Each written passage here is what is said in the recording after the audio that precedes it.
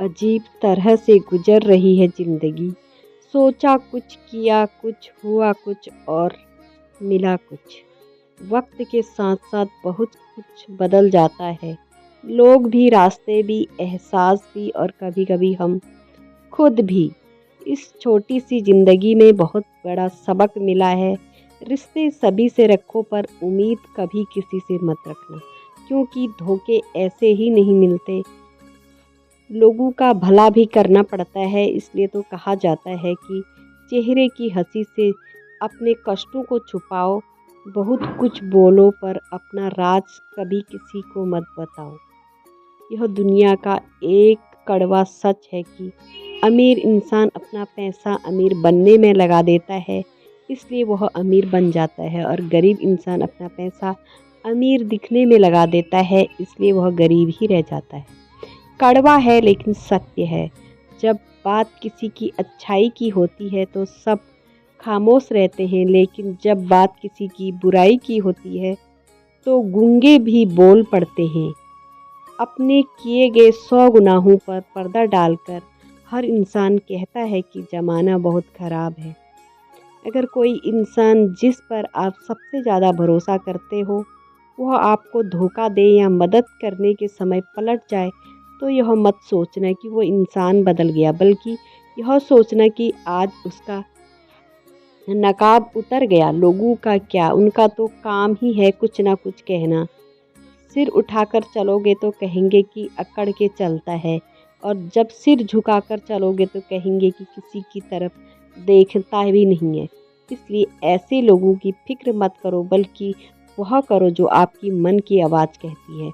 जन्म लेते समय तो हर बच्चा रोता है, लेकिन वही बच्चा समय आने पर हंसता मुस्कुराता है। ठीक ऐसे ही आज हमारे जीवन में दुख होंगे, परेशानियां होंगी, मुसीबत भी होगी, लेकिन याद रखिए आने वाला समय खुशियां आपके जीवन में अपने आप आ जाएंगी और आप फिर से मुस्कुराएंगे। आप हाथ की लकीरों का खेल समझ जाइए। लकीरें आपकी मुट्ठी में, आपको काबू में। अगर कोई आपके हाथ की लकीर देखकर आपका भविष्य बताता है तो इसका मतलब यह नहीं है कि वह आपका भविष्य देख सकता है, बल्कि यह कहना चलता है कि तुम्हारा भविष्य तुम्हारे हाथों में है। लेकिन लोग इस बात का गलत मतलब समझ लेते हैं कि लोग असल बात को समझ ही नहीं पाते। जो लोग यह बात समझ नहीं पाते उन्हें वक्त और ज़माना यह बात अच्छे से समझा देता है। श्री कृष्ण कहते हैं सभी के जीवन में अलग अलग परेशानियां रहती हैं। जो लोग धैर्य के साथ उसका सामना करते हुए आगे बढ़ते रहते हैं वह जीवन में सुख शांति प्राप्त कर लेते हैं, और जो लोग धैर्य खो देते हैं उनके सामने और भी ज़्यादा समस्याएं बढ़ने लगती हैं। और जीवन घटनाओं का चक्र है। यदि बुरी घटनाओं के चक्र में आप फंसे हैं तो उससे निकलना बहुत मुश्किल होता है। यदि आपकी तोंद निकल गई है तो उसे अंदर करना उतना ही मुश्किल है जितना किसी संकट से बाहर निकलना। यदि आपको किसी भी प्रकार का रोग है, सुख है, धन का अभाव है, या किसी भी प्रकार में संकट में आप घिरे हुए हैं, तो हम आपको बताएंगे ऐसे तरीके जिन पर अमल करके आप सुखमय जीवन बना सकते हैं। आपके दिमाग में चाहे बुरे विचार आते हों, उसकी फिक्र करने की ज़रूरत नहीं है। आप बस एक काम कीजिए, वह यह सोचें कि सुबह उठते ही आप एक अच्छा विचार सोचें, एक अच्छा वाक्य खुद से बोलने के लिए तैयार रखें, जैसे कि आज मैं बहुत खुश हूँ, आज मेरी मनोकामना पूर्ण होगी, या मैं बहुत अच्छे विचारों वाला व्यक्ति हूँ। आप कोई सा भी सुविचार सोच सकते हैं प्रतिदिन। यदि आप सुबह उठते ही खुद से खुद कोई अच्छा कमिटमेंट करते हैं तो यह अभ्यास आपके जीवन को बदलने के लिए कुछ दिनों के बाद सक्रिय होने लगेगा। आपका मस्तिष्क ही आपका भविष्य निर्माण करता है। खुद को अच्छे वाक्यों से प्रेरित करते रहिए। नकारात्मक सोच एवं विचारों से बचने के लिए ज़रूरी है कि स्वयं को मोटिवेट करते रहें। ज़्यादातर सफल और कामयाब लोग सुबह जल्दी ही उठते हैं, क्योंकि उन्हें अपने दिन का निर्माण सही और सकारात्मक सोच से करना होता है ताकि वह कामयाबी हासिल कर सकें। इसके अलावा सुबह जल्दी उठने से हमारी सेहत अच्छी रहती है, हमारा दिमाग तरोताज़ा रहता है और ऐसे वातावरण में हम अपने दिन नियोजन अच्छे से कर सकते हैं। कुछ पाने के लिए कुछ खोना पड़ता है, इसलिए अच्छे भविष्य का निर्माण करना है तो आपको नींद का त्याग करना ही पड़ेगा। हम सबको सुबह-सुबह नींद आती है, पर आपको खुद पर नियंत्रण रख के नींद का त्याग करके सुबह जल्दी उठना ही पड़ेगा। आजकल के लोगों में देखा गया कि अगर कोई गलती करता है तो उसे माफ़ नहीं करते। अगर किसी से कुछ बोल दिया तो उसको दिल से लगा लेते हैं और वही सब सोच के अपना समय व्यर्थ गवा देते हैं। अगर किसी को कुछ कह दिया और आप उसको लेकर अगर सोचने बैठे हैं तो इसका मतलब यह है कि आपके दिमाग का नियंत्रण किसी और के पास है। किसी ने आपको भड़का दिया, आप भड़क गए। किसी ने कुछ कह दिया, उसका मुँह तोड़ जवाब देने लग गए। ऐसे लोग बस आपका समय बर्बाद करते हैं ताकि आप अपनी मंजिल तक ना पहुँचो। इसके लिए इस सब बातों को अनदेखा करके आप अपने लक्ष्य के प्रति अग्रसर रहिए।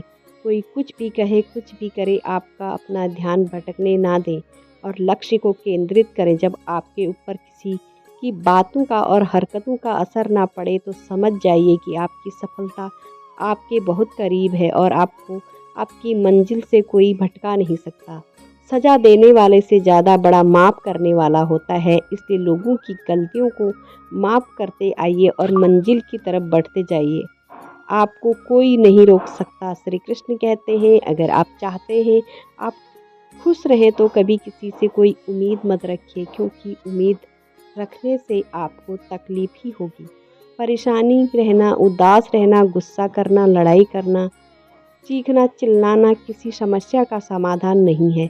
इसलिए जीवन की परेशानियों को भूल के हर समस्या का समाधान करते जाइए। कहते हैं जहाँ समस्याएं उत्पन्न होती हैं समाधान भी वही होता है। अगर आपकी खुशियाँ दूसरों पर निर्भर हो तो आपको पीड़ा सहन करना ही होगा। यह 100% सच है। आपकी खुशियाँ आपकी जिम्मेदारी हैं, ना किसी और की मृत्यु जीवन की दुखद घटना नहीं, बल्कि अपने अंदर से सीखने की इच्छा को मार मार देना दुखद है। इसलिए आपको जो पसंद हो वही कीजिए। जिस काम में आपकी दिलचस्पी हो, आपका जीवन बनना और बिगड़ना आपके अपने हाथ में है। जैसे एक एक बूंद से मिलकर सागर बनता है, ऐसे ही एकाएक अच्छी आदत से मिलकर इंसान के चरित्र का निर्माण होता है। श्री कृष्ण कहते हैं बदलाव जीवन का नियम है, इसलिए कभी भी बदलाव से घबराइए नहीं। बदलाव से घबराने वाले लोग अपनी सफलता के रास्ते खुद ही बंद कर लेते हैं। अपने जीवन के बदलाव को